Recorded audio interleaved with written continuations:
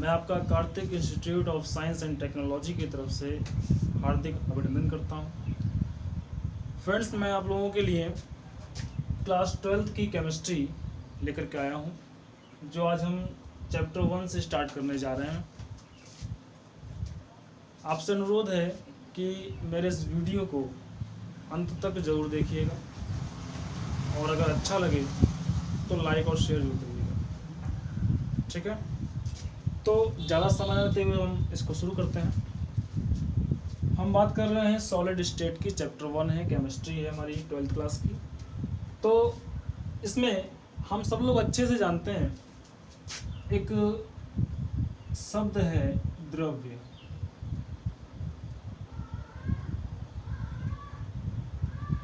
ठीक है, इसके बारे में हम लोगों ने प्रीवियस क्लासेस से पढ़ रखा है अच्छे से, और हमें ये भी बताया गया है कि ये जो मैटर है यानी द्रव्य है, ये 3 अवस्थाओं में पाया जाता है। पहला ठोस, ठीक है, दूसरा द्रव,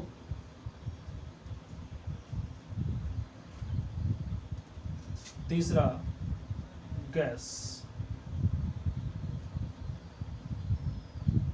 हमें यह भी बताया गया है कि जो ठोस होता है उसका आकार और आयतन दोनों ही कैसा होता है, निश्चित होता है। द्रव के बारे में बताया गया है कि इसका आयतन निश्चित होता है परंतु आकार अनिश्चित होता है। गैस के बारे में बताया गया है कि इसके आकार और आयतन दोनों ही क्या होते हैं, अनिश्चित होते हैं। तो आपको बताने जा रहे हैं कि ये ऐसा क्यों होता है। थोड़ी सी बातें हैं, जान लेते हैं, फिर स्टार्ट करते हैं टॉपिक। तो हम सभी जानते हैं, जैसे मान लेते हैं कि यहाँ पर ये क्या है, किसी ठोस के अवयवी कण है, कॉन्स्टिट्यूएंट पार्टिकल्स हैं। और हम ये भी जानते हैं कि जो ठोस के कण होते हैं वो अत्यधिक नज़दीक होते हैं, यानी पास पास स्थित होते हैं। और द्रव के कण ठोस की अपेक्षा कुछ दूरी पर।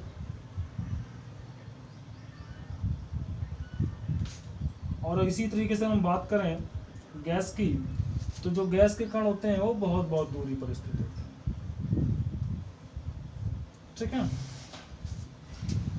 तो हम ये भी जानते हैं कि जो ठोस होता है उसके कण बहुत नजदीक होते हैं, मतलब कि ठोस के अणुओं के बीच आकर्षण बल बहुत ज्यादा होता है। इतना ज्यादा आकर्षण बल होता है, ये नजदीकी बढ़ जाने की वजह से, दूरी कम होने की वजह से, कि ये वाला कण, अगर हम इस कण की बात करें तो ये कण इस कण के द्वारा आकर्षित है, इसके द्वारा भी आकर्षित है, इसके द्वारा भी आकर्षित है। अब इतना अधिक आकर्षित होने की वजह से ये क्या होता है कि अपनी जगह से हट भी नहीं सकता, यानी हिल भी नहीं सकता है। क्लियर होगी बात? मतलब ये अपने स्थान को नहीं छोड़ पाएगा, यहाँ आकर्षण इतना ज़्यादा हो जाता है। तो जब ये अपने इस स्थान को नहीं छोड़ पाएगा तो उसके आयतन में तो कमी होगी ही नहीं, ठीक है। जब उसके आयतन में कमी नहीं होगी तो क्या होगा कि जैसे पहले आयतन था वैसे अभी भी आयतन है। अपनी जगह को ना छोड़ पाने की वजह से जैसा इसका आकार पहले था वैसा अभी भी है। तो यही कारण है कि ये अपने आकार को और आयतन को क्या रखता है, निश्चित रखता है। तो क्या कहेंगे कि आकर्षण बल, यानी इनके कणों के बीच, ठोस के कणों के बीच जो आकर्षण बल लगता है उसकी वजह से ये अपने आकार और आयतन को निश्चित बनाए हुए रहता है। अब हम यहाँ की बात कर लें तो यहाँ पर देखिए, अब ये जो दूरी है बीच में, इन कणों के बीच की जो दूरी है वो ठोस की अपेक्षा कुछ ज़्यादा है। जब ज़्यादा है तो आकर्षण तो यहाँ पर भी लग रहा है, आकर्षण यहाँ पर भी लग रहा है, लेकिन यहाँ की तुलना में क्या, ठोस की तुलना में क्या, कम। और जब कम लग रहा है तो ये वाला कण क्या होगा, अपनी जगह को छोड़ सकता है। अब अगर ये अपनी जगह को छोड़ता है, अगर ये अपनी जगह को छोड़ता है तो क्या होता है कि इसके आकार में परिवर्तन हो जाता है, क्योंकि भाई पहले जहाँ था वहाँ अब है नहीं, तो आकार में चेंज हुआ। लेकिन आकर्षण है, अभी भी आकर्षण अभी भी है, कणों का एक दूसरे पर, इसलिए इसने अपनी जगह को तो छोड़ा लेकिन वहाँ से अलग नहीं हो पाया, और जब अलग नहीं हो पाया रहा उन सभी कणों के साथ ही, तो इसका आयतन कैसा रहा? निश्चित रहा, अर्थात आयतन में कोई परिवर्तन नहीं हुआ, आयतन उतना ही है जितना पहले था। ठीक है, तो इस प्रकार से जो द्रव का जो आयतन होता है वो कैसा होता है? वो निश्चित होता है, और आकार कैसा हो जाता है? अनिश्चित हो जाता है। अगर हम गैस की बात करें तो यहाँ इनके कणों के बीच कोई आकर्षण बल है ही नहीं, इसलिए कोई भी कण इसका क्या होगा? छोड़ करके जा सकता है, और जब जाएगा तो इसके आकार में परिवर्तन हो जाएगा, आयतन में कमी हो जाएगी। क्लियर है यहाँ तक? अब हम आते हैं अपने टॉपिक पर, क्या है? सॉलिड स्टेट यानी ठोस अवस्था। तो हम ठोस के बारे में जानेंगे, तो आइए देख लेते हैं।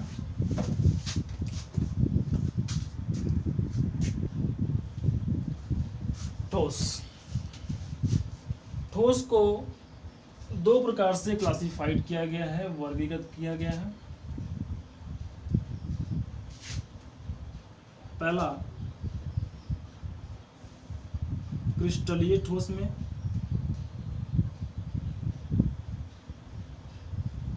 और दूसरा अक्रिस्टलीय ठोस में।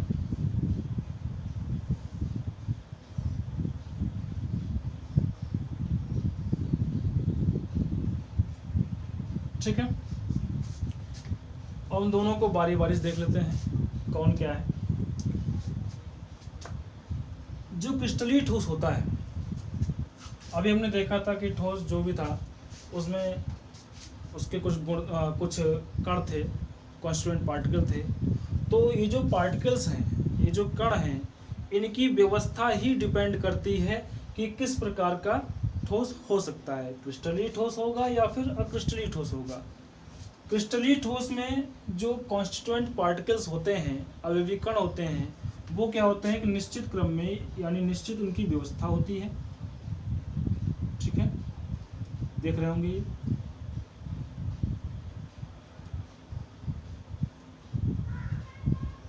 ये कोई ठोस है, और ठोस के अंदर ये सारे क्या हैं? इसके कॉन्स्टिट्यूएंट्स पार्टिकल हैं, अवयवी कण हैं, जो देखने में देख रहे हैं तो लग ही रहा है कि देखिए समान दूरी पे हैं सभी। ठीक है, एक निश्चित व्यवस्था में है, निश्चित क्रम में है। ठीक है, और एक इसमें यह भी है कि निश्चित क्रम में तो होते हैं लेकिन बहुत अधिक दूरी तक भी होते हैं। ठीक है ना, बहुत ज़्यादा दूरी तक भी अरेंज होते हैं। मान लिया कि ए और बी क्या है? कोई कॉन्स्टिट्यूएंट पार्टिकल्स हैं। इसको हम ऐसे भी समझ सकते हैं कि A B A B A B. ठीक है, देखिए बी ए बी ए इस टाइप से, मतलब कहीं से भी देखें तो उनका क्रम कैसा है? एक ही है, A B A B A B A B A B, बहुत अधिक दूरी तक। ठीक है, यहाँ से देखें तो A B A B A B A B, काफ़ी लार्ज दूरी तक। ठीक है ना, तो ये हो गया क्रिस्टलीय ठोस। अगर हम बात करें अक्रिस्टलीय ठोस की, तो यहाँ पर क्या होता है? जो ये कॉन्स्टिट्यूएंट पार्टिकल्स होते हैं, इनके रखे जाने की कोई निश्चित व्यवस्था यानी निश्चित क्रम नहीं होता है। ये कैसे भी अनियमित रूप से रखे जा सकते हैं। अगर इस तरीके से देखना चाहें तो देख लीजिए,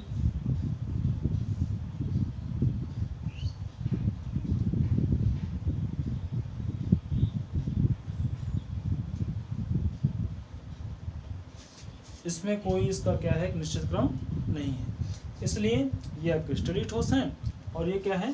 क्रिस्टलीय ठोस हैं। अब हम बात करेंगे क्रिस्टलीय ठोस और अक्रिस्टलीय ठोस के गुणों की। तो देख लीजिए,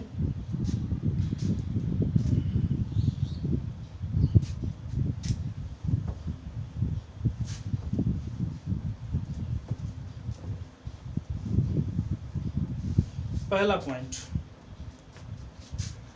क्रिस्टलीय ठोस का, इनका जो मेल्टिंग पॉइंट होता है, गलनांक, मेल्टिंग पॉइंट, वो हाई होता है। हाई क्यों होता है? हाई इसलिए होता है क्योंकि इनके जो कण होते हैं, कॉन्स्टिट्यूएंट पार्टिकल्स होते हैं, वो निश्चित क्रम में लगाए गए होते हैं। ठीक है, अगर यहाँ की बात करें तो यहाँ पर निश्चित नहीं है कि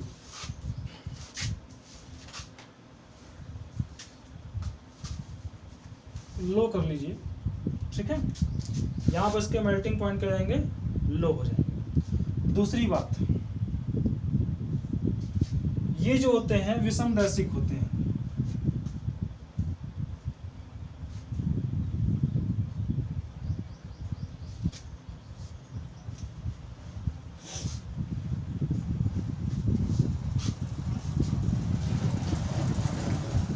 एनिसोट्रॉपिक कहते हैं इसको, और इसको समदैशिक। ये कैसे होते हैं, समदैशिक होते हैं।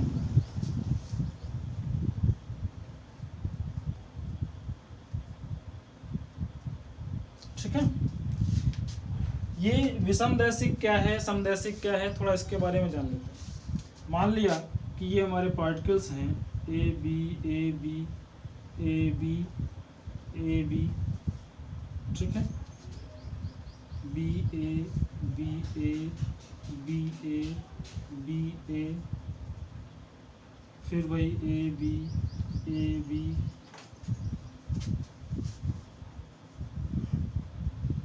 फिर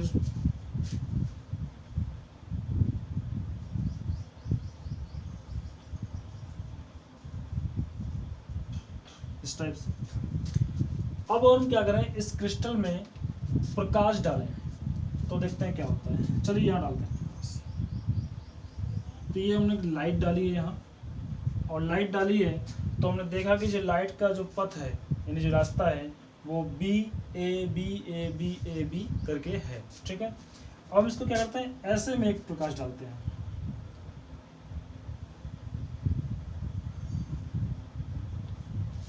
हमने क्या किया, यहाँ एक प्रकाश डाला, तो देख रहे हैं जो हमारे प्रकाश का जो रास्ता है, यानी पथ है, वो कैसा है, ए।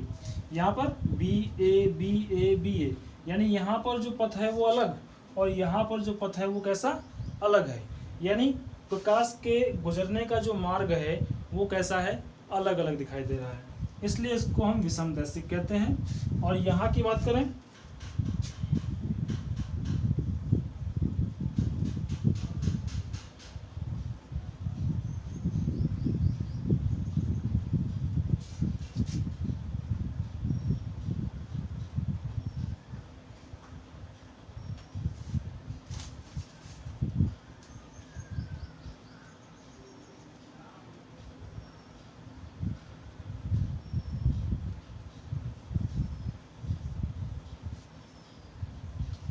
ठीक है, अब इसमें से अगर हम प्रकाश को गुजारें तो क्या होगा,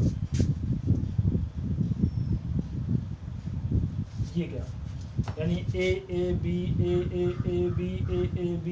बी, इस टाइप से इसका जो है प्रकाश का पथ यहाँ पर दिखाई दे रहा है। अगर हम ऐसे में देखें,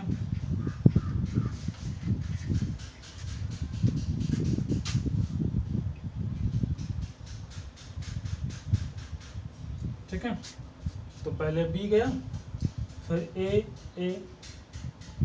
ठीक है ना, यहाँ पर ए बी, कोई दिक्कत नहीं है। ठीक है ना, तो यहाँ पर हम देख रहे हैं तो दोनों की जो दिशाएं हैं, दोनों प्रकाश के गमन पथ हैं, वो कैसे हैं, समान हैं, एक जैसे हैं, इसलिए क्या हो गया यहाँ पर, ये समदैशिक हो गया। क्लियर। अब हम बात करते हैं थोड़ी सी टेम्परेचर की। तो टेम्परेचर में क्या होगा,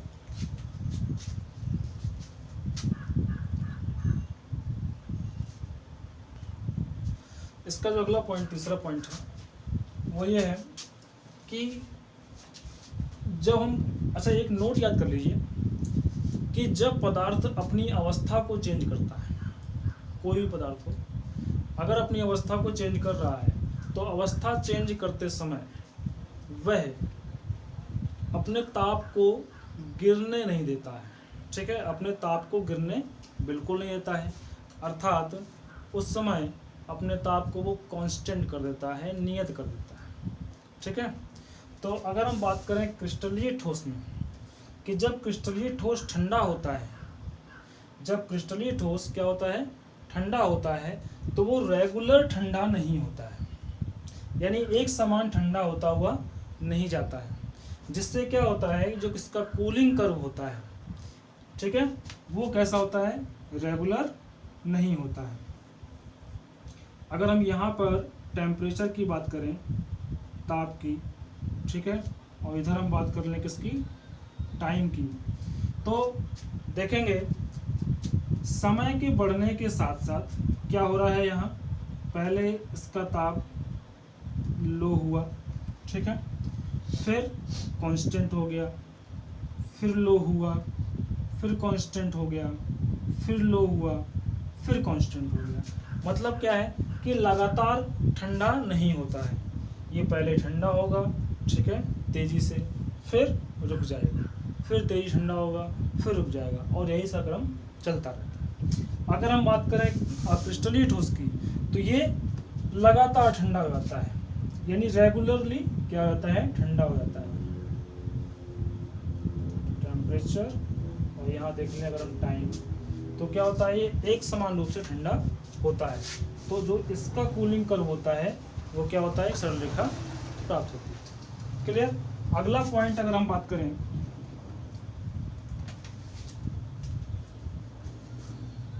तो वो क्लीवेज है। क्लीवेज का मतलब होता है विदलन। क्या होता है, विदलन, विदलन या टूटना भी कह सकते हैं, या कट करना। तो क्रिस्टलीय ठोस को अगर हम बात करें क्रिस्टलीय ठोस की, तो क्रिस्टलीय ठोस को क्या कर सकते हैं, एक समान रूप से काटा जा सकता है। यानी अगर हम क्रिस्टलीय ठोस को काट रहे हैं, ठीक है ना, तो देख ले यहाँ अगर हम क्रिस्टलीय ठोस को काट रहे हैं, ये मान लिया कोई क्रिस्टलीय ठोस है, अगर हम इसको काट रहे हैं तो इस टाइप से आराम से काट सकते हैं, और जब काटेंगे तो सेम आकृति ही प्राप्त होगी, ठीक है, इस टाइप से। तो यहाँ पर क्या होगा कि इसका जो क्लीन क्लीवेज यहाँ प्राप्त हो जाता है, यानी जो कटिंग होती है वो एक समान रूप से हो पाती है। किसके लिए, क्रिस्टलीय ठोस की। जबकि अक्रिस्टलीय ठोस में ये ऐसा नहीं हो पाता है। अगर हम अक्रिस्टलीय ठोस को कट करेंगे तो क्या होगा कि वो सेम आकार का नहीं कटने वाला है। क्लियर होगी बात। अब अगले पॉइंट की बात करें कि जब हम क्या करते हैं कि टेम्परेचर को बढ़ाते हैं, ताप को बढ़ाते हैं, तो जो ठोस होता है वो क्या होता है, लिक्विड में चेंज होने लगता है, द्रव में बदलने लगता है। तो जो क्रिस्टलीय ठोस होता है, जब उसको हम क्या करेंगे, गर्म करेंगे, तो ये जब लिक्विड में चेंज हो जाएगा तो उसके बाद सोचें कि इसको और ज़्यादा हम गर्म करें तो ये पतला हो जाए, और तो नहीं। क्रिस्टलीय ठोस जब एक बार लिक्विड में चेंज हो गया तो उसको हम चाहे कितना भी गर्म करते रहें, वो क्या होगा, उतना ही रहेगा, वैसा का वैसा ही रहेगा, और पतला नहीं होने वाला है, ठीक है। जबकि अक्रिस्टलीय ठोस ये और पतला हो सकता है। क्लियर होगी बात। तो अब हम अपने इस टॉपिक को एक